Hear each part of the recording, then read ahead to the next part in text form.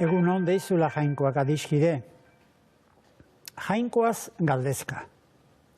Historian zehar eta kultura guztietan garrantzi berezia duen gai bati eskaini nahi nizkioke igande hauetako gogoeta saioak, Jainkoari.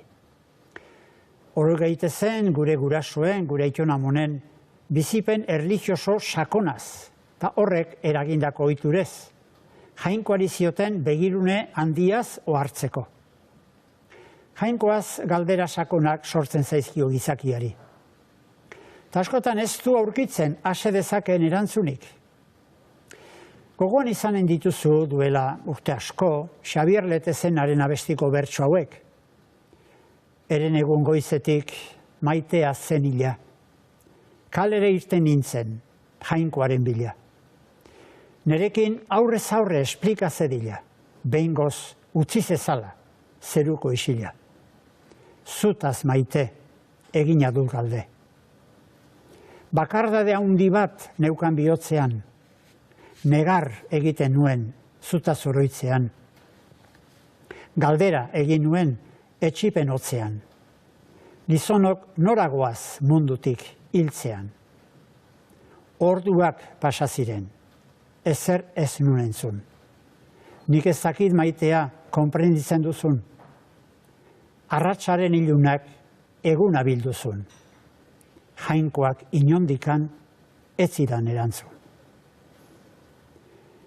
Sentipen hau du gizakiak maiz bere esperientzia erlijiosoan. Jainkoa isilik dagoela, ezkutuan.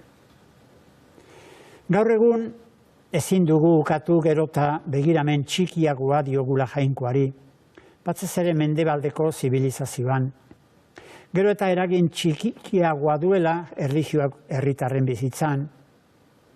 Jainkoa deusetarako beharrezko ez dela dio zenbaitek. Garai batean, fenomeno askoren jatorria zeintzen etzekitenean norbait behar izaten zuten fenomeno horien egiletzat. Orain, zientziaren aurkikuntzek argitzen dituzte zalantzak. Ta teknikaren lorpenek menderatzen fenomenoak. Jainkoaren beharrik gabe, ustez. Ekonomiaren indarrankerrak eta politikaren ahalmen bortitzak hartu dute Jainkoaren tokia. Baztertua dugu Jainkoa, ustez. Ustez diot, zeren gaur egun ere gizon emakume askok oso barneratua baitu bizipen erlijiosoa, eta sutsuki bizi du Jainkoarekiko erlazioa, bere izatearen oinarri eta helburutzat. Beste asko aldiz, Jainko gabeko bizipen espiritualaren bila dabil.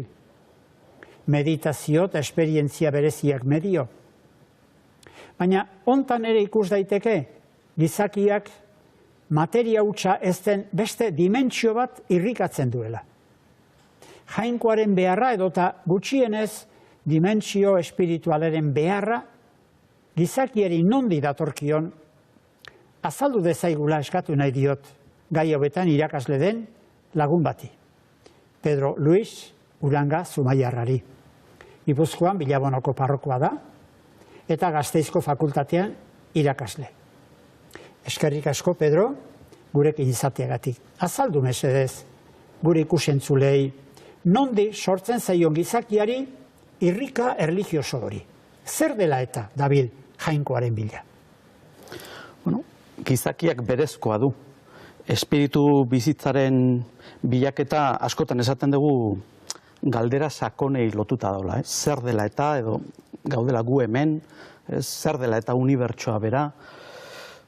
Horrelako galderak liurak sor ditzake batutan, zerbait ederra ikusten dugunean, saminak, zerbait mingarriak gure bizitzan kolokan jartzen gaitunean, baina jakin minak, gizakiaren aseezinezko jakin mina horrek ere sor ditzake. Zientzia bea, zentzu zabalean hartuta, espiritu bizitzaren ezaugarria da.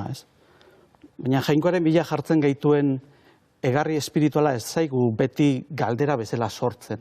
Askotan sentsazio bat da, ez? Gauzak ez gaituztela leno bezala asetzen. Eta ez dugu oso ondo ulertzen, ez? Horrelakoetan mundu hau errotik trastenditzen duen zerbaiten bila gabiltza? Beti izan dira, ateo direla diotenak. Ateoak edo erlijioek aitortzen duten jainkoaren ordez, beste jainkoren batzuk hartzen dituztenak. Bai, hala ere, esan beharra dago asko ikasi dezakegula, bere buruei ateo ez deitzen diotenak, sinisteko dituzten zailtasunetik edo ateo izateko dituzten arrazoiengatik. Are gehiago, sinisteko desioa eta ezina sufritzen badute. Batzutan gertatzen da, ateoek jainkoari buriz hitz egiteko zaletasun handiago izaten dutela sinestunak baino, ez? Eta hori aintzat hartzekoa da. Baina, bestetik, alderdi erlijiosoa berezkoa dugunez, aztertu dezakegu gure bizitza konkretuan, zerk edo nork hartzen duen jainkoaren ordez, soilik jainkoari dagokion lekua. Eta zuk aipatu dituzu hainbat, ez? Bai potearen inguruan, edukiaren inguruan, plazerraren inguruan, hauek idoloak dira, sasi jainkoak. Eta bizitza jatorrak eskatzen du idolo horiek ezagutzea eta baztertzea, hau da, beren neurrian hartzea. Pedro, fededun diogu, jainkoarekiko erreferentzia gabe gure izateak ez duela oinarririk, ez bizitzak zentzurik. Nola ulertu behar genuke hau? Bai, Jesusek nik uste esango lukela, etorreita ikus, edo jarraitu niri, ez? Azken baten, gertatu zaionak daki norainokoa izan daiteken jainkoaren garrantzia, eta nolako bizia dator jainkoa maitatzetik. Bestetik, fedeak gizakia ulertzeko modu bat dakar berekin. Berezkoa badugu espiritu bizitza, ezinbestekoa dugu jainkoaren bila ibiltzea. Eta hori gabe, fededunei bizitza motza eta estua gelditzen zaigu. Eta azkenik, kristauok Jesusengan aurkitu dugu giza misterioa argitu dezaken pertsona. Haren argitan mundua eusten duen maitasun ekintza bakoitza, espirituak sustatua dela aitortzen dugu eta Jesusen izenari lotuta dagoela.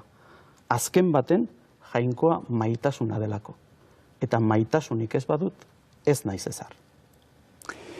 Pedro, eskerrik asko, ikusentzule guztien izenean, argibide eder hauengatik. Ta zuri ere bai, ikusentzule horri, eskerrik asko zure arretagatik. Izan ongi eta hurrengo igande arte.